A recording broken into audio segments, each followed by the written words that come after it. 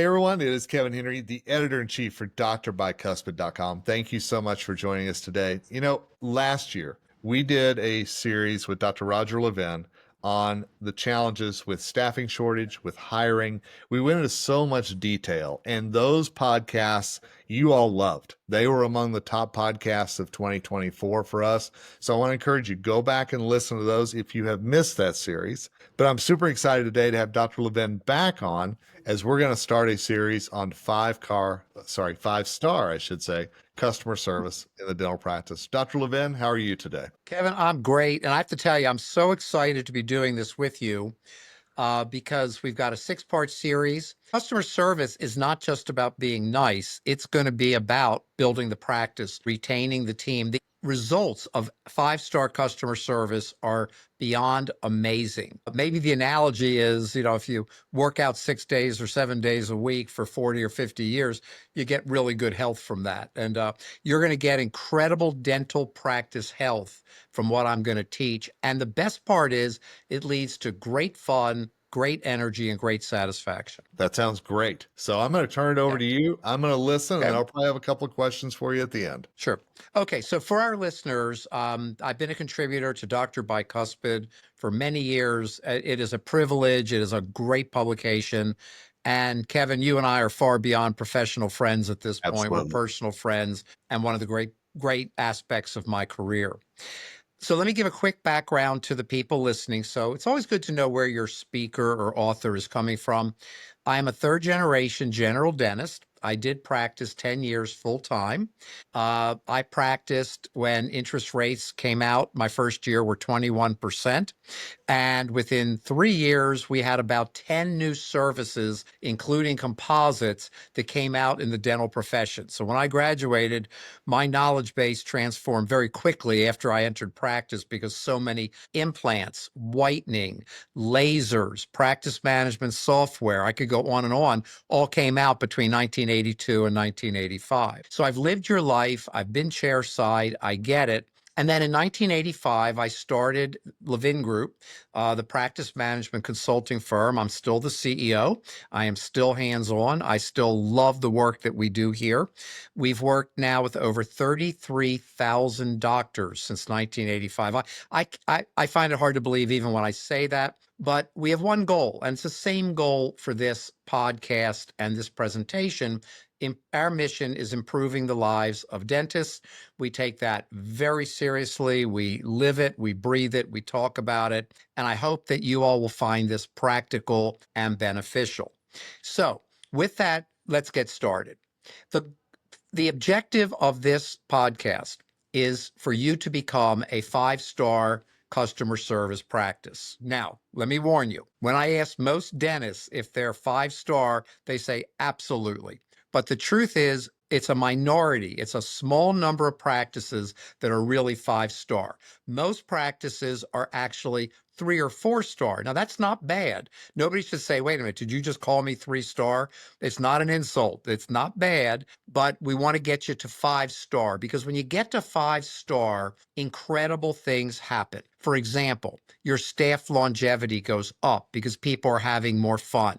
Your patient satisfaction goes up, which leads to better reviews, people staying with the practice, and more referrals and greater case acceptance.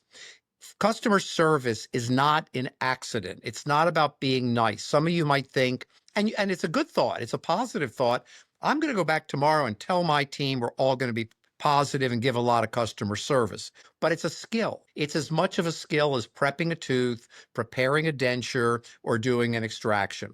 So my goal is to give you the tools in great detail about customer service. And let me tell you how this came about. I've been a customer service fanatic my whole life. And at Levin Group, we try really, really hard. We are not perfect. I wish we were. Nobody's perfect.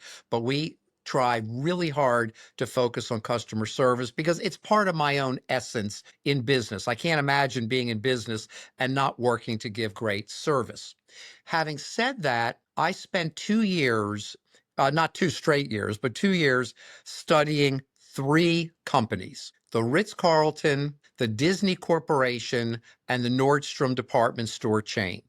I read every book written on those three companies. I read hundreds of articles about them, and I actually interviewed people. And then the Disney Corporation and the Ritz-Carlton had institutes in those days you could attend to learn more about customer service, both of which I attended. And I spent those 2 years researching how to categorize and quantify customer service so that I could write a book, which I then wrote called Wow Every Patient. And from that book, I now can make presentations that are founded in logical science of customer service. Anybody listening to this can do exactly what I'm teaching. You can go from bad service to great service in a couple months. You don't have to have a wild cultural change. You don't have to spend a lot of money. You don't have to bring in high-priced customer service experts. You don't have to go to an institute. I'm going to lay it out for you very sequentially so you can become a 5-star customer service practice. So my first section is, do you have 5-star customer service? Really? And the answer is no. And don't be upset or insulted. I never criticize anyone. Two things I don't do. I don't do fault and I don't do criticism. I don't believe in those concepts. So anything I say that I might say to you, you're probably not. And your first reaction will be, yes, I am. And that's good. I like that pride. But 5-star is different. It's rare, it's special, and it has huge benefits to the practice. Because when patients come to a dentist, they're not going to Walmart. Walmart is a great company. I just listened to a 4-hour podcast on the history of Walmart. They're a great company, but they make their money on volume and pricing. And not that they have bad service, but they don't have much service. You go in there, you find what you're looking for, you save money, they have incredible inventory, but that's not a dental practice. Whether we like it or not, a dental practice is a boutique. If you're a DSO listening to this, to your patients, you're not a corporate group, you're a boutique business. And by boutique, what would make a boutique? Number one, we're expensive. Even if you're getting killed by insurance at the moment, another topic for another day. It'll come up later in our program, by the way, from a customer service standpoint. But even if you're getting killed by insurance and you're annoyed about it, your patients don't think that way because dentistry has a control called the co-payment. Almost no matter what, for almost all services, a patient has to reach in their pocket. When I go to my physician, at most, I might get a bill for $50 for a physical, for a diagnosis. I mean, medical pays for it. I expect them to pay for it. I'm kind of shocked when I get a bill in anything medical. But in dental, there's always a bill. And that means the patient has to reach in their pocket and pay for a service. We don't sell products. The patient doesn't say, I bought a crown. I got a crown, they might say, but it means the dentist did a crown. The dentist did a denture. The dentist did an extraction. Even ortho, the dentist did orthodontics. So in reality, to the patient, we offer a service and it's expensive because they have to pay for it. And by the way, $200 or $300 to a lot of people is a lot of money, especially think about a root canal. They got up that morning, they were going to go on a trip, buy a car, get a refrigerator, and found out they woke up in pain. Now they have to get a root canal. Nobody has ever said in the history of mankind, I would like to have a root canal. So in fact, most patients kind of don't want to spend money in the dental office, and many don't like dentists because they associate us with pain or something unpleasant. I'm not offended when a patient would say, I don't like dentists. I get it. I understand it. And my part of my customer service model was, let me make you so comfortable that you no longer don't like dentists. Double negative there. But the point is, if you're going to be 5-star customer service, then you have to recognize you're a boutique. It's not an option, it's an essential, because to the patient, you're a boutique. Doesn't matter. I've had people say to me, well, I don't want to be a boutique. Well, you don't have any choice. It's like me saying, I don't want to be 5 feet 8 inches tall, which I am. I'd like to be 6'4". Well, that isn't going to happen. And your patients aren't going to say, oh, you're not a boutique. So your $300 bill and the fact that I had to come in and that you ran late and that the front desk wasn't nice to me and you didn't explain to me what was happening and you didn't tell me what to expect after, that's all okay because you're not really a boutique. That's not what the patient's saying. The patient's saying, wait a minute, you're a boutique and you didn't do these other 6 things that I think you should have done. Therefore, I'm going to call you a 2-star or a 1-star. Now, let me explain the stars before I go on. 1-star, really bad. 1-star is bad service. I like restaurants very much as analogies because we all eat in restaurants and we all expect good service in a nice restaurant. You go to McDonald's, you want fast, cheap food. You go to a mid-level restaurant, you want good neighborhood, decent food. Doesn't have to be outrageous. The presentation doesn't have to be off the charts. And the waiter and waitress can be folksy. They need to be pleasant. They can't be rude. But you go to a really nice restaurant, it's your birthday, it's an anniversary, it's your child's special event, it's a graduation. You want to be treated really well. And anything else is a letdown. So you go to the restaurant, the food isn't that great, it comes out late, the waiter can't be found, you have to get up to find the waiter or waitress to pay your bill. That's a 1-star. You are not happy. You might even go home and write a bad review if you're into reviews, because that's our revenge now. Reviews are our revenge, and people write a lot more bad reviews than good reviews. Number 2, 2-star is not so good. It's not the worst, but it's not good. You might not go back. You don't like it. It wasn't a good experience. If anybody asks you, you might tell them not to go there. That's a 2-star. 3-star, you're getting kind of neutral. You're okay. You're not good. You're not bad. Nobody's mad at you, but you definitely didn't elevate somebody's experience overall in the process. So you go from 1, 2, 3, 4-star, pretty darn good. I would say a lot of dental practices are 4-star, pretty darn good, but not good enough to put people in this zone of, wow, that was an incredible experience. There's no zone of wow at 4-star. It's pretty darn good. I'm happy. I'll come back. That's why most dentists keep a lot of their patients, but turnover is growing. They have more options today. They want to go where their insurance is taken. They want to go where fees, we call it fees. To them, it's a price. Their prices are better. 4-star's not bad, but it doesn't build your practice necessarily. It's 5-star that's going to take you all the way into this zone of wow. So are you 5-star? Probably not. And we get a lot of new clients at Levin Group. They'll tell us they're 5-star. They're proud of it. We like that. But then we realize they're really 3 or 4. And occasionally we get a client who says we're terrible and they're a 1 or 2. And with staffing today, there's a lot of training and ongoing training. You can't train once. You've got to be ongoing with the staff to make this happen. So, okay. So the next segment is why be 5-star? Because you want to keep your patients.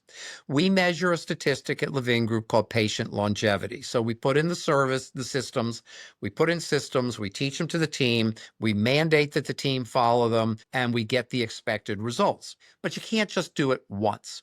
And within those systems, scheduling, hygiene, case presentation, collections, insurance management, customer service is a system that we teach, but we also embed it in all the other systems. And you're going to get huge practical information as we go forward together. But one of the best reasons to have incredible 5-star customer service is those practices keep their patients. So let me digress and tell you that Levin Group has the only, I wish there was another one so I could compare data, the only 31-year ongoing study of top 10% producing practices. We've been studying the top 10% practices for 31 years. Now, this study has data, it has mathematics, it has subjective interviews, it has observation. So it's got a combination of a lot of things to try to understand who gets into the top 10%. Now, when I first started that study, I asked myself, well, are these dentists just superstars? Because, Kevin, if they're just superstars, then there's no reason to do the study because you can't reproduce it. And there are some superstars in there. We did the study to find out where there are reproducible elements of top 10% practices so we could bring it into our consulting programs and teach it to our clients. And indeed, so far, we've identified 17 principles that they generally have in common, one of which is 5-star customer service. No, they don't all have it.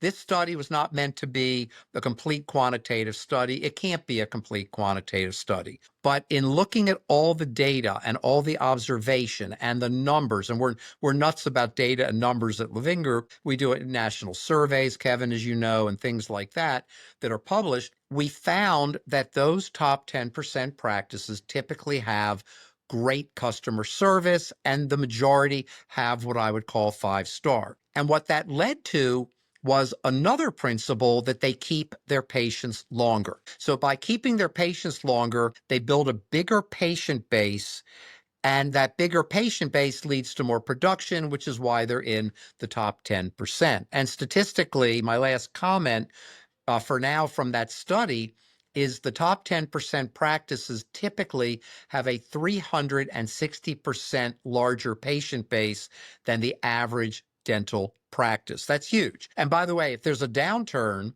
in the economy, if there's an upheaval in the economy, and you have a 360% larger patient base, you're not going to be hurt nearly as much as practices that have a smaller patient base. So 5-star customer service was one of our findings. We didn't look for it. We didn't assume it. We found it as one of the principles that one of the 17 principles these top 10% practices have in common, which is why we've brought it into our own consulting work, because our goal is to increase production every single year.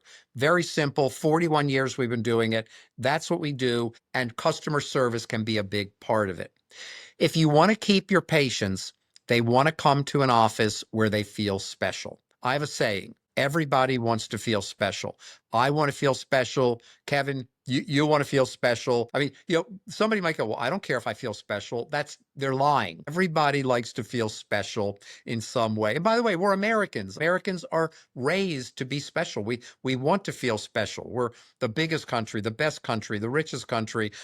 We beat Russia in the Olympic hockey game. We want to feel special. And you must make your patients feel special. And again, I'm going to be getting to practical.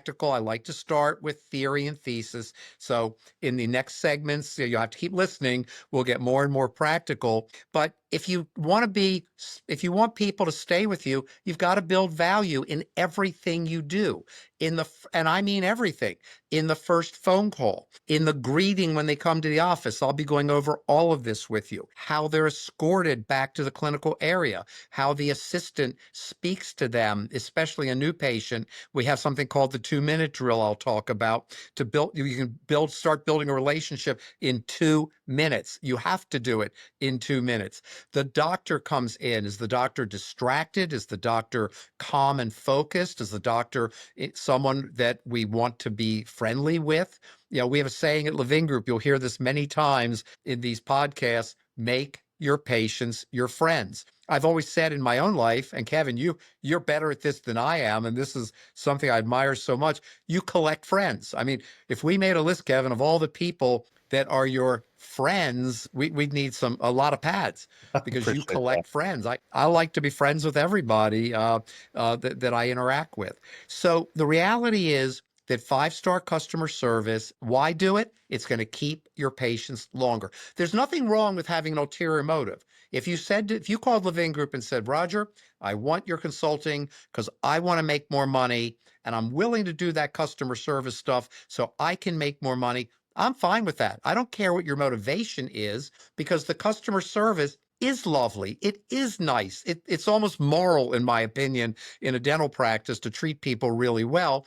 But yes, you will, to use the phrase, I should say higher income, higher production, you will make more money. And if your ulterior motive is, well, I want to keep patients, so I build a bigger patient base, so I make more money, that's fine. It's how you do it. You can do a great job of treating people incredibly well while at the same exact time, you're doing well for yourself. There's a business expression, doing well by doing good. This is a standard expression in big companies. We can do really well as a Fortune 500 while we're doing good in communities. The Sheraton has a charity in Africa. I was at PetSmart on Saturday. If you want to laugh, it's my dog's birthday today, 13th birthday. And just to get to know me, everybody, yes, we are having a party tonight, and we have hats for the dog and his nieces and nephew dogs, and we have gifts. Yes, but when I checked out at PetSmart, they have a dog foundation you can contribute to when you check out. Doing well by doing good. The ulterior motive is fine as long as you do really good things. We know dentists are incredibly dedicated to excellence in dentistry. Here's the problem.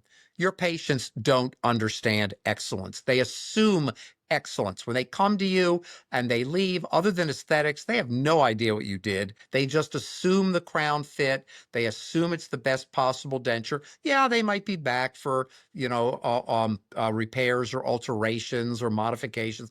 They assume great dentistry, and the only thing they can ever see would be a smile design. Or in orthodontics, they don't know if you did a good job. They just know if the front teeth look like a nice smile. That's what they're looking at. So they judge you more by how you treat them as people, customer service, than they can judge you by your clinical skill. The paradigm is that dentists think being a great dentist is all it takes to be successful. And it's a 180 opposite reality. Being a great dentist is something you have to explain to the patients as part of customer service. But you can be a mediocre dentist and with great customer service and build a world-class practice. There's no question you can do that. Patients judge you by the level of customer service, and that's what you want to keep in mind. How well do you communicate? Why are you recommending this case? How quickly did you see them? Did they have to wait? Did they understand what the fee was going to be and not be surprised at the front desk? Did you help them with your insurance? One of the most confusing things on the planet is dental insurance. And if you question that, explain to me all about your medical insurance, because Kevin, I'll bet you don't know what your policy says, other than you have it. And if you have to go to the hospital, I hope never that they cover it. This is why hospitals don't want you to see your bill. I recently read an article about a $65 charge for an aspirin. Where's that come from? What's it mean? But the patient never sees it, so we don't care. In a dental practice, going back to the beginning, and then we'll wrap up this segment, you've got to reach in your pocket. Patients are paying us. They see you as a boutique. Did I get treated the way I should be treated in a boutique for the money I'm spending? And to them, it's a lot of money, even if you are doing it all day long. So let's stop there for this segment. And Kevin, I know there are always questions. I'm going to turn it back Always. to you. I always find little nuggets of knowledge that you throw out there that cause me to ask a question. So I'm going to ask this one. Is it harder for dentists to achieve those stars, knowing that the patients come in already with a little bit of a mindset against, as you said, thinking about pain, thinking about the cost and everything else? Does that make it harder for the dentist? I love that question. And here's the answer. It's quite the opposite. It makes it easier. Okay. When people have a negative expectation or an expectation they will be disappointed, and in this case, I mean, not because somebody was mean to them.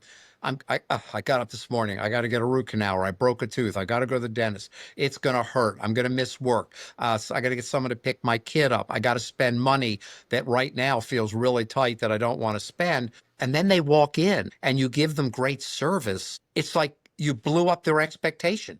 It's so much more effective. Years ago, I was speaking with Michael LaBeouf. Now, nobody knows that name, I'm sure, but he was a big customer service speaker in the business world. And in the 1980s, I was actually on an all-day program, he and I, for a dental program together. Great guy, wrote a wonderful book years ago. And somebody asked me the question, well, I practice in a rural community, so how much do they care about customer service? And here was my absolute black and white, I stand by it answer. The lower the socioeconomics of the patient, the more they appreciate great customer service, Hmm. because they don't get it all the time. They're not going to these high-end restaurants or boutique stores or luxury goods stores or a Mercedes dealer to buy a car. So they're not used to being treated as well as a dental practice can treat them. It's a wow experience. Now, don't misunderstand me. Your more affluent patients They know what good customer service is. The difference is the lower socioeconomic patient might not demand great customer service, but your affluent patient will. And if they don't get it, they are gone. Right. They are gone somewhere else because you insulted them. You insulted their expectations. So the answer is the worse the patient's expectation of the office visit, the more effective the same customer service strategies will be. Okay. You flipped that one on me. I did not expect that. So, Yep. and, Yep. and then, Well, and it's hey, and then one more for you, if you don't mind, okay. because you talked about that customer service was a skill, and I Mhm. think that is this something that going back to our previous episodes on hiring, is this something that when you're looking to bring somebody new into the practice, you need to be looking at their customer service level just as much as maybe their clinical or their administrative or whatever it might be? But my answer's simple. Oh my God, yes. Okay. There you go. Oh my God, yes. In fact, our next segment, I'm going to surprise everybody. I'm not going to tell them what it is yet, but I'm going to give them something they've never really thought about enough in customer service. Having said that, I'm going to hold that as a surprise for the next segment. But having said that, interview for personality. You can train skill. You cannot train personality. We have so many clients and sometimes new clients that come to us with their behavioral problems of the staff. And after 41 years, I explain to people that if you have a staff behavioral problem with an individual, it is very unlikely you're going to change it. We've worked in our company with organizational psychologists who are experts in companies and people behavioral change. It is one of the hardest things you can ever do. And the reason I say that is you interview for the things that you must have. You must have someone with energy. You must have someone with enthusiasm. I check for can someone be motivated? Kevin, you may know that I myself take 6 clients, even though I'm running the company Yep. day to day and doing a lot of lecturing and writing. I have 6 clients of my own, not for our management program, but for executive coaching. So I have 6 dentists I work with for executive coaching. And one of the things when I only take 6, that's all I'll take. When someone asks to become an executive coaching client of mine, I interview them. I don't take everybody because there are people who will not be good students, so to speak. And the expression is this person coachable? But what I look for is the same thing I'm going to recommend dentists look for in interviewing staff. Can this person be motivated? If you can't motivate someone in some way, shape, or form, that is not someone you want to work with. I'm going to teach everybody in these podcasts, I don't know the exact number, maybe 60 different customer service strategies categorized and where to use them. That's great. But when you have a person that doesn't want to won't participate, is in the way, won't change, that person's going to fail in customer service and they're going to fail your practice. So when you interview, I interview more for personality, for enthusiasm, energy. Jack Welch, another name many might not know. He was the greatest CEO of the last century. He built General Electric into the most powerful company in the world at that time. And he had a curve that he talked about. Very respected CEO, taught in business schools for years after that. And he talked about an energy curve. And he said, you don't hire people when they're coming down on the other side of their energy curve. Now, that may be age discrimination. I don't know. But I look for, if you don't have energy and you don't energize me when I'm interviewing you, I'm not going to hire you. You're not a bad person. You just don't fit what I'm looking for. So absolutely, you've got to interview for people who are willing to participate in 5-star customer service and see themselves that way. Well, I'm thrilled we have this podcast series kicked off, and I think we've already learned a bunch just in part 1 here. So, Dr. Levin, as always, thank you for. Yeah, I know you spend so much time putting this together, and I really appreciate all that you do. And I'm looking forward to what you have to say in part 2 and beyond. Absolutely. It's going to be great. And Kevin, thank you for doing this with me. Absolutely. I always enjoy it, and always enjoy Dr. Bicuspid listeners and viewers whenever you come along the ride with us. Thank you so much for your time. Hey, make sure you not only check out what's to come, but again, what Dr. Levin has talked about with the staffing shortage, hiring, things like that in our previous podcast episodes that you can find anywhere that you get drbicuspid.com podcasts. Until next time, Kevin Henry, editor in chief for Dr. Bicuspid, signing off, and as always, wishing you nothing but success ahead.